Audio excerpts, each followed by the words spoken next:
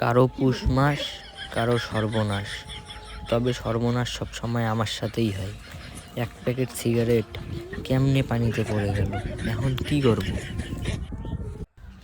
সিগারেটের দাম যে হারে বৃদ্ধি পাচ্ছে, এই এক প্যাকেট সিগারেট মনে হয় না 26 থেকে 27 সাল পর্যন্ত আমি কিনতে পারবো।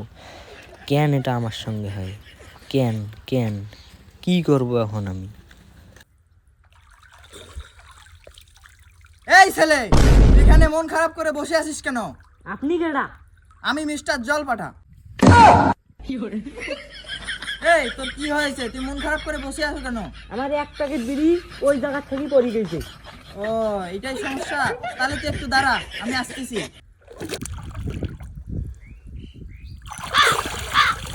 এই বিড়ির প্যাকেটটা কি তোর? না জলপাটা না, এই বিড়ির প্যাকেট আমার না।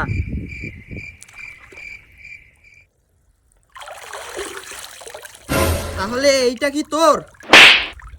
না না না না, এটাও আমার না।